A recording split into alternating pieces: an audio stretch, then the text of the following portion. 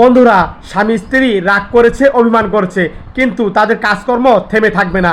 এই বোনটি তার স্বামীর জন্য খাবার নিয়ে যাচ্ছে। দেখলো স্বামী বসে আছে, বাসি ফু দিল। আর বাসি ফু দিলে স্বামী বুঝতে পারলো, খাবার নিয়ে আসলো। চুপ করে খাবারটা দিয়ে দিল। আর খাবার দিয়ে বউটা চলে গেল। আর স্বামী খাবার খাচ্ছিল, দেখতে পেলো পানি নাই।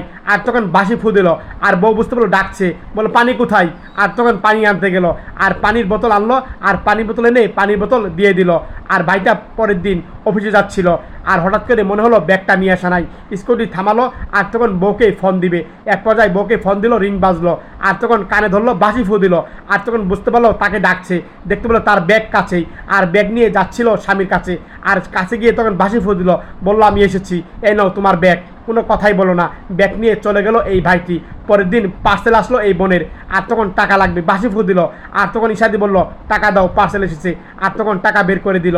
আর যে টাকা হবে না, আবার বাসি ফু দিল। বললো কি দিচ্ছ, আবার দাও। ইশারেদি কথা বললো, কোনো কথাই বলো না, আরও টাকা দিয়ে দিল। আর তখন নিয়ে চলে গেল। পরের দিন রাতে তারা ঘুমাবে। বউ শুয়ে পড়লো দুজনে দুদিকে। আর তখন স্বামী বাসি ফু দিল, মানে এদিকে ঘুরো। আর তখন এদিকে ঘুরে সোজা হয়ে 16 দুজন। আর তখন স্ত্রীও বাসি ফু দিল। আর বলল মাথার নিচে হাত দাও, মাথার নিচে হাত দিল। আর তখন স্বামী আবার বাসি ফু দিল। বাসি ফু দেওয়ার পর ভাবলো যে এদিকে হও তুমি। আর তখন এদিকে হলো। আর কিছুক্ষণ পর স্ত্রী বাসি ফু দিল, বললো আমাকে জড়িয়ে ধরো। আর তখন তাদেরকে জড়িয়ে ধরলো।